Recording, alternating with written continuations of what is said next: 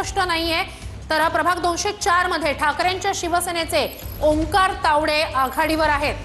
मुंबई प्रभाग 204 ठाकरेंच्या शिवसेनेचे ओंकार तावडे हे आघाडीवर आहेत। अहिल्यानगर मधलं चित्र भाजप राष्ट्रवादी एकत्रितपणे 25 आणि 27 जागांवर आघाडीवर आहे। शिंदेची शिवसेना 10 जागी आघाडीवर। मवी आणि मनसे 3 जागांवर आघाडीवर आहे।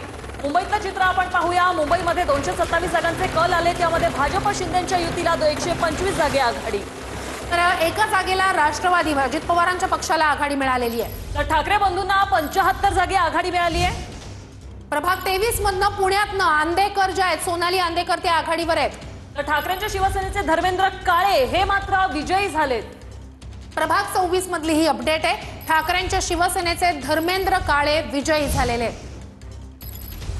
तर रवींद्र धंगेकर यांच्या पत्नी प्रतिभा धंगेकर या मात्र पिछाडीवर आहेत। तर पुण्यातली ही महत्त्वाची अपडेट आहे। धंगेकरांच्या पत्नी प्रतिभा धंगेकर या पिछाडीवर आहेत।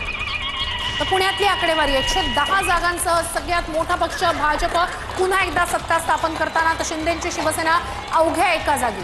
तर काँग्रेसला 9 जागी आघाडी मिळालेली आहे। राष्ट्रवादी शरद पवारांची 2 जागांवर, तर अजित पवारांची राष्ट्रवादी 12 जागांवर आघाडीवर। मुंबईमधील बातमी समोर आली। 140 प्रभागमध्ये अपक्ष उमेदवार अरुण कांबळे हे सध्या आघाडीवर आहेत। तर प्रभाग 140 मधली ही अपडेट आहे। अपक्ष उमेदवार अरुण कांबळे या ठिकाणी आघाडीवर आहेत। काही प्रभागांचं चित्र अद्याप स्पष्ट झालेलं नाहीये। काही प्रभागांचे निकाल आता हाती येत आहेत।